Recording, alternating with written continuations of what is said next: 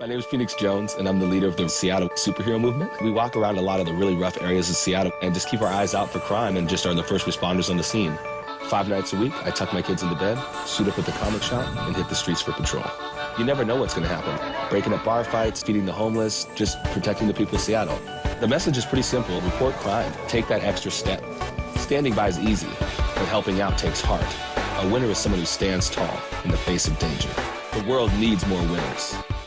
Now, it seems like there is always some point in our lives where we had a dream to don a cape and a superhero costume and fight crime for the greater good. For most of us, this dream died after we hit the ages of 8, 9, or even 10, but for others, they always held on to their dream of fighting crime and getting justice for the city that they grew up in. One of the first known in real life superheroes would be discovered in the 1970s in California. Richard Pesta would create his superhero persona, dubbing himself Captain Sticky. Captain Sticky would fight for consumer rights and also abuse within the nursing home system. But today we aren't looking at Captain Sticky, Captain Ozone, or even Mr. Extreme. Today we are going to take a look at one of the most famous in real life superheroes to date, which happens to be Phoenix Jones. Armed with a stun baton, pepper spray, tear gas, handcuffs, and a first aid kit, it was well known that Phoenix Jones took his superhero persona extremely seriously, and from 2009 up until the end of the decade, Phoenix Jones would help fight crime until he would become the same type of people that he was trying to lock up and put away. Let's take a look at Phoenix Jones's rise to the top and downfall. Now, with every superhero, you need an origin story, and Phoenix Jones would get his origin story when his car was broken into and his son would fall onto the broken glass that surrounded the car door. The only thing left behind was the mask that the intruder used. The incident that followed this one would see Phoenix Jones's friend being assaulted outside of a bar. Phoenix Jones would take that mask that was left behind from the intruder of his earlier car break-in. He would put it on and then would make a scene to stop the beatdown of his friend and stall until the police came. Within the two occurrences, Phoenix Jones saw one thing in common, and that was the amount of bystanders watching with a lack of action. No one was trying to stop these crimes from happening, and that fueled Phoenix Jones and motivated him to be the change that he desperately wanted. But Phoenix Jones needed a costume that would conceal his identity. He couldn't wear a mask left behind from a robber, so he went to work creating a suit that was well worth over $10,000. One of the first times Phoenix Jones would receive press coverage was when he would stop a robber from breaking into a car. Phoenix Jones jumped into action by chasing away the robber, with the person who owned the car staring in complete shock that a superhero just stopped his car from being broken into. This happened in January of 2011, and with this newfound attention, Phoenix Jones would become the leader alongside his future wife, Purple Rain, of the Rain City superhero movement. The RCSM was a group of quote superheroes who would patrol certain blocks within Seattle, Washington. The members of the RCSM would need to have a background in martial arts or a military background. The RCSM and Phoenix Jones would become a household name in Seattle. They would stop robberies and would make sure that people who have been drinking didn't drive home. It seemed like everything was going good for the RCSM and Phoenix Jones until October of 2011, when Phoenix Jones would spring into action after he thought there was an apparent fight that was about to happen. But apparently there was no fight at all. Both parties involved said that there was nothing going on, just a masked man came up to them and started spraying them with pepper spray. Phoenix Jones would end up being arrested but would later get off on bail with no charges being filed against him. But after this incident, police would ask Phoenix Jones to unmask himself and Jones would comply. I'm Phoenix Jones. I'm Elsa Ben Foder. I'm just like everyone else. The only difference is that I decided to make a difference and stop crime in my neighborhood, in my area. I intend to keep making that difference. Talking to the press after he was released, Phoenix Jones would take off his mask to reveal that he was actually Ben Foder, who made a name for himself throughout the MMA scene. As an amateur in mixed martial arts, Ben Foder would accumulate 15 wins and just 2 losses. But Ben was also working with disabled children as his day job. After he unmasked himself, he would end up getting fired from his job because he injected himself into terrible and life-threatening interactions, and this would be made apparent in April of 2012, when Phoenix Jones would witness a shooting that would leave one woman deceased. Jones would chase after who he thought was the suspect that shot this woman, but it wasn't him. See, there was a drive-by shooting that was intended for the man that Phoenix Jones was chasing after, and the woman, whose name is Nicole Westbrook, was just a victim of a stray bullet. This was the first time that Phoenix Jones was in an actual life or death situation, and he realized that pretty quickly. He was nervous and would end up being more than happy to stop chasing the man that he thought had a gun on him after the police showed up. This would be a changing moment in Phoenix Jones's life. As a superhero, you invite supervillains into the mix And on May 1st, 2012, Rex Velvet would reveal himself to be Phoenix Jones' arch nemesis in this video uploaded on May 1st. My dear city, I can recall a time when I could leave this lair and conduct my duties proudly and without distraction. But now he's out there, along with his silly gang of misfit Power Rangers disturbing the peace. How things have changed. Now our city is protected not by our once respected police force, but by a tormented, delusional freak in a mask. How did this happen?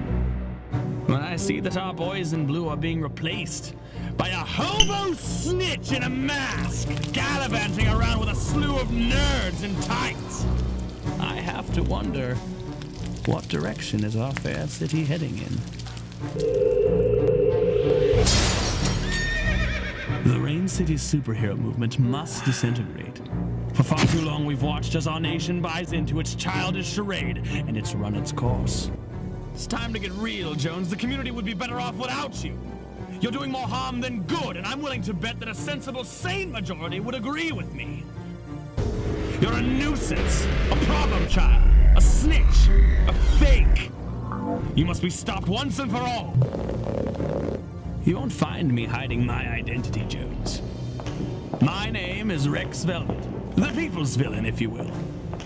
Before you jump to conclusions, let me tell you that I'm a fair negotiator and businessman. But I will not back down from you, Jones, until this city is rid of you.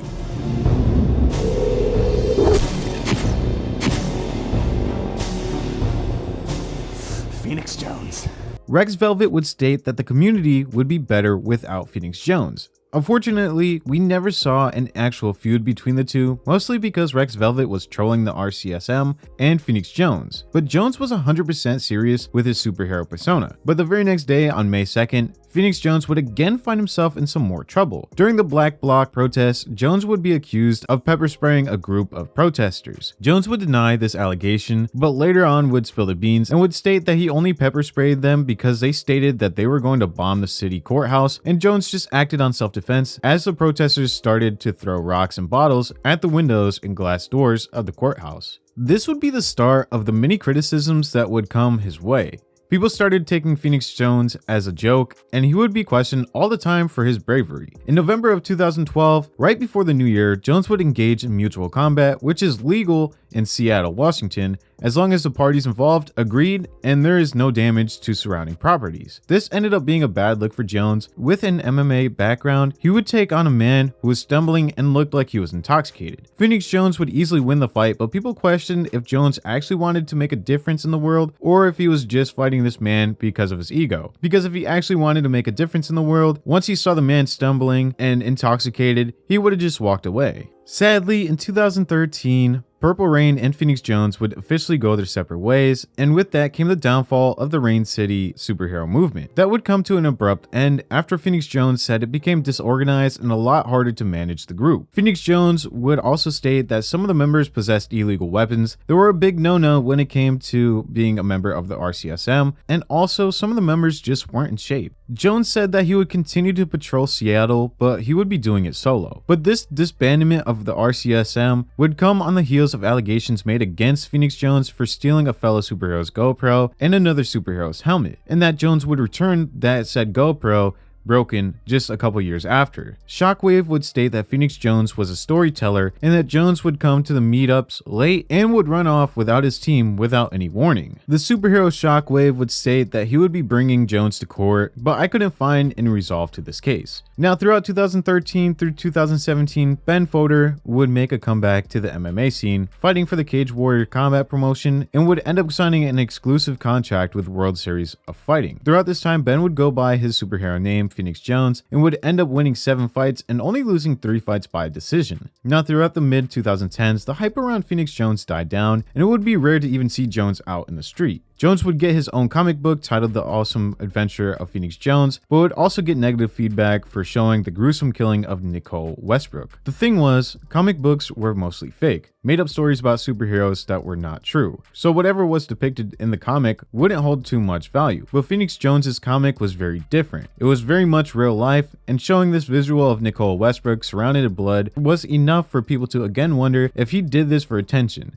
But Nicole's sister would be on Jones's side, stating that it could help find her sister's killers. Moving on from this backlash, the last upload to his YouTube channel would be on November 10th, 2015, and then after that, there would be complete silence from the account. It wouldn't be made official until 2019, when Phoenix Jones would state that he was retiring from his super duties. This is what he had to say to the media. "My whole life has been about making a balance, and I've seen a lot of stuff on the street. In the end, there is not a balance. It doesn't make sense. I've seen it on the streets, I've seen what people do to each other, and I live with it every day. Every day I live with horrible, horrible things. And I think to myself, I made a difference. But I didn't make a difference. It didn't make a difference. The difference was supposed to be the people who saw a superhero being inspired to not act this way anymore. We have not gotten to that lesson. We didn't get to it at all. The shots, the stabbings, the bullets, it wasn't worth it. No one got it. Maybe I stopped an individual situation, but people were supposed to get better." He would also state that he wasn't fully devoted to retiring, but it was weighing heavy on his shoulders and mind. Phoenix Jones would fade out of the limelight, but would be caught up in some big trouble in January of 2020. Phoenix Jones would be caught selling MDMA to an undercover narcotics detective. The detective would receive a brown paper bag that held 7 grams of MDMA. And a week later, the detective would try to get his hands on more Molly from Jones, but Jones would end up ghosting him. It wouldn't be until a couple more weeks later that Jones would respond back. Jones would agree to meet this detective at the Silver Cloud Hotel for a party. Jones and his new girlfriend would arrive around 11 p.m. and would be arrested shortly after. The detectives found 7 separate bundles of cocaine weighing out to 4 grams, with 31 more grams of a white powdered substance. This was looking bad for Phoenix Jones, who once took people off of the streets for doing and selling drugs. But it's exactly what they say. You either die a hero or live long enough to see yourself become a villain. Jones has come out on Instagram stating that he was coming back for redemption in May of 2021, but I have yet to see him make an appearance or even be talked about in the media. Phoenix Jones was once a vigilante superhero that would take crime into his own hands after years of being a victim or witnessing crime. But after years of fighting crime and not seeing a significant change, Jones would end up leaving his superhero duties to pick up a new moniker of a drug dealer. I hope that Jones can make a comeback and be a positive change, but once you taint your image as a superhero, it's very hard to get the respect back from your community. This has been the rise and fall of Phoenix Jones. Let me know in the comment section below who you want to see next, and you just might get your wish. Also, don't forget to leave a like and subscribe, and thank you so much for watching, and I will see you guys in the next video.